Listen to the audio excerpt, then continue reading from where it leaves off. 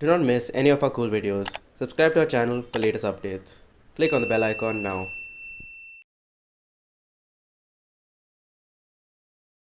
Hello and welcome, guys. This is Moinak from KRSSG IIT Kharagpur, and today we are going to discuss what is MQTT. Now, if you're just getting started with MQTT IoT for the first time, you must have come across this term. Like everyone is talking about MQTT whenever we are talking about data transfer, telemetry, or sending sensor data to the cloud. So, what exactly is MQTT? That is what we'll try to understand over here. MQTT stands for Message Queuing Telemetry Transport. So, as the name implies, it's a protocol to transfer messages by queuing those messages and then using telemetry to transport them. Telemetry is basically wirelessly transmitting a certain portion of the data.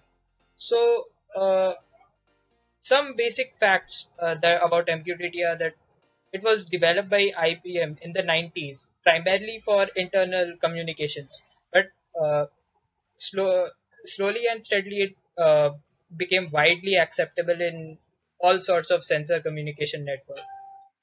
And there are many reasons why it becomes so wildly popular.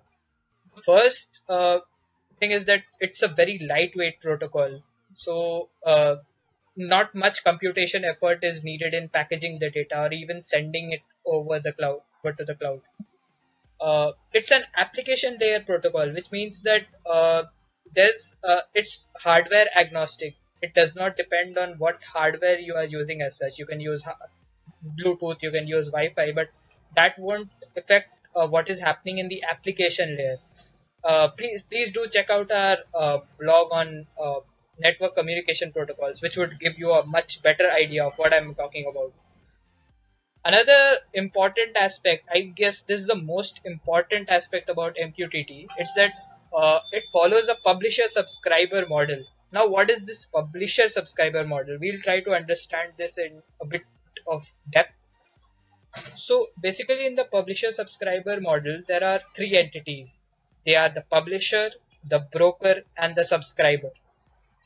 The duty of the publisher is to transmit certain information on a certain channel. These channels are called topics. The publisher's duty is to publish or send certain information on this topic, and what the subscriber does is it reads from whatever the publisher publishes on this topic. But there's a catch. There's a broker in between. So the publisher and the subscriber cannot directly come in contact with each other. First, the publisher publishes onto a certain topic. That that data is kept with the broker. Now, whenever there's a client that has already subscribed to that topic, which means that that client or that subscriber is interested in that topic, whenever whenever that client or subscriber pings the broker can then directly can just transfer that information, whatever the publisher has sent it. It can publish it over the same topic to the subscriber. To make this even more clearer, let's look at this block diagram.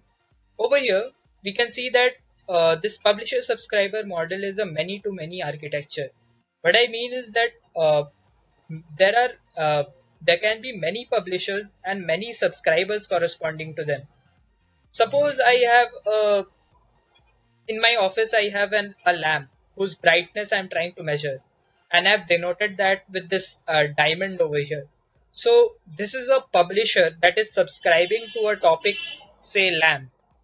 Now, I have another device. Say I have this device at the bottom is my smartphone. I want to access this lamp temperature data on my smartphone. So, how do I do that? What happens in MQTT is first this lamp will send it over through any possible physical mechanism, be it Wi-Fi or Bluetooth or whatever, or LoRa even. So yeah, so it would send that data over to the broker, and As soon as this device, this lamp, publishes any temperature reading onto the lamp topic, as soon as it publishes, broker would the broker would send that data over to my smartphone. So there can arise a situation where my smartphone is not connected to the internet, but the lamp has published certain data. In that case, how this publisher subscriber model helps is that the broker also has some temporary storage. It can store the lamp data on a local storage, and when my smartphone is again connected back to the cloud, it can then push all the information directly to this topic, so no information is lost in the process. Like if you take the example of cellular connectivity, when you're calling someone, uh, it often happens that proper data reception is not possible all the time. Then you have to ask the person on the other side to repeat that message. uh, MQTT implicitly takes care of that also, because whatever message you are transmitting, it's bound to reach it's bound to reach whatever the publisher is subscribing. It's bound to reach the subscriber. Why? Let me explain to you. As soon as the first thing is, whenever a client is trying to publish or subscribe uh, in this entire setup, so the first thing that is done is connecting to the broker, because broker is the point of contact between the clients and the publishers, regardless of whether the clients or publishers are connected to each other or not. So there's no direct connection as such. So the first thing that is done is a connect signal, a connect command is sent to the broker. If the connection is successful, then a connection acknowledgement byte is sent to the MQTT client, confirming that uh, indeed the connection has been successful and now it's ready to publish and subscribe onto certain topics. The next thing that is done is uh, a subscribe message is sent by the client, stating the topic that it wants to subscribe from. After receiving this information, the MQTT broker checks if that topic is indeed being published by a certain publisher. And on the basis of that, it sends an acknowledgement back to the client. The same also happens in the case of publishing. When a publisher wants to publish, it publishes on a certain topic. That is, if the broker ensures that it is a valid topic and there's a successful connection, only then it sends a publish acknowledgement whether the what the publisher published has actually been published on the topic. The broker makes sure that that is done with the help of this publisher acknowledgement, a bit or byte, whatever. So in this way, the reliability of the data transfer is maintained, which is really good, which is a reason why MQTT is so popular. The quality of service, in a way, determines the amount of attention that is needed for a message. What I mean to say by this is that uh, it in a way defines how serious the transmission of the message is. For example, if I have a sensor network that is collecting agricultural data on the field, now that data is not bound to very intermittent changes. Compare that to a safety mechanism, like on the factory floor, where it's very important to get the real time data, because it's critical to the health of a factory worker. In that case, it is very important to get the exact data in real time. So what MQTT allows for is that if I have if I have certain data that which is not very critical, which is like not uh, detrimental to the application that I'm trying to solve, the detrimental to the problem that I'm trying to solve. In that case, I can reduce my packet overhead, or the computational effort that I'll put in to pack a certain amount of data to send over to the cloud. This is exactly what is defined by the quality of service.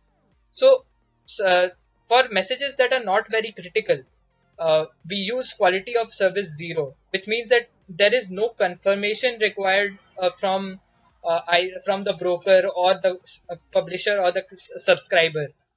As I pointed out in this slide, uh, these acknowledgements that are being sent after every uh, command that is sent by the client or the broker, these acknowledgements are not sent in QoS 0.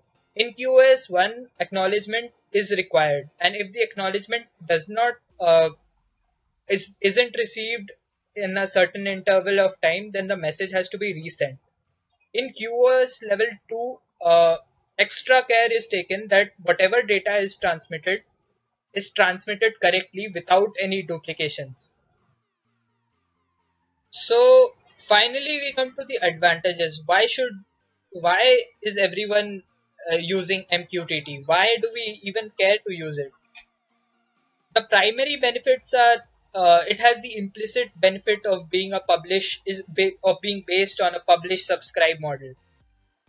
The benefits of this publish subscribe model are that complete anonymity is maintained.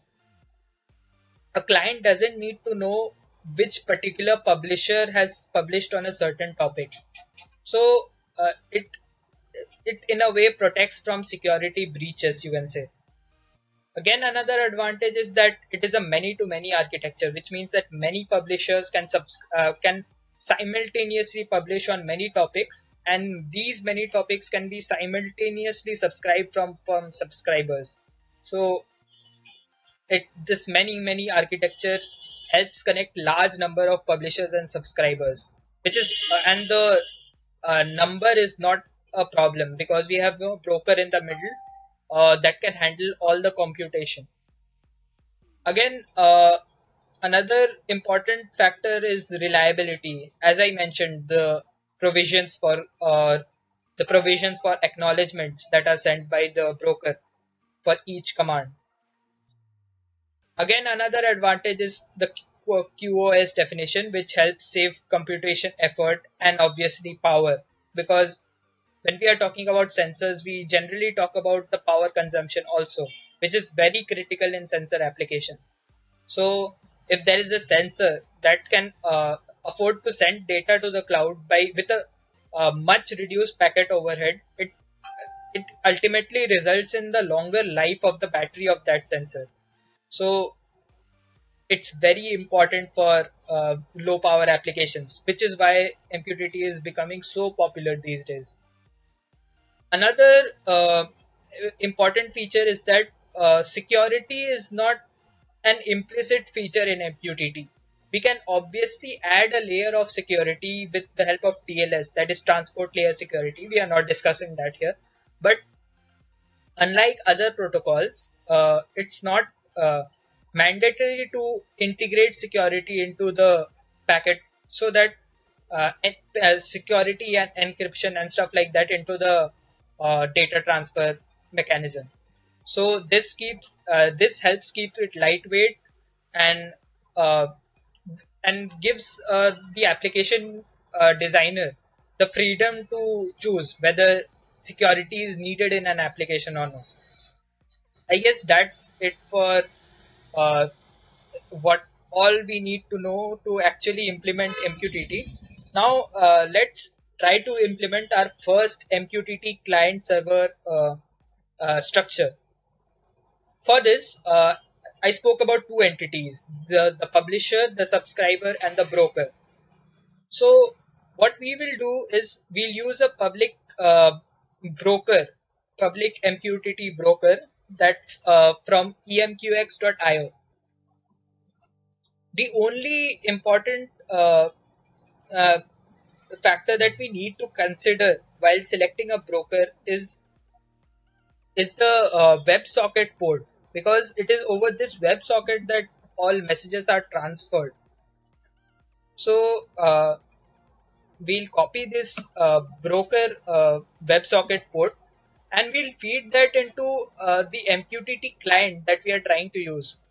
So over here I'm using the client from a free MQTT client from 99post.com. You can check the link in the description below. So what you have to do is enter the port of the broker that you're trying to reach over here, and for for the host, our host in this case is the broker, the emqx.io broker. So we'll just check the broker ID. So here you can find this is the name of the broker that we are trying to reach. So if we'll just copy that and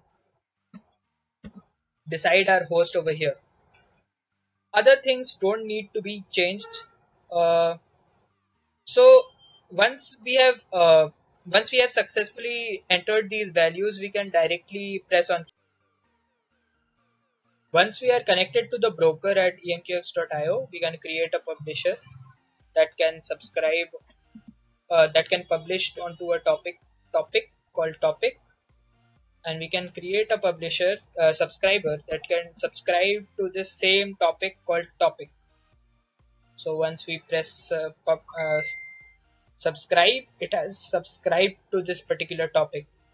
Now we can send whatever message we want to send over to the subscriber on this in this payload box. So we just send a simple hello.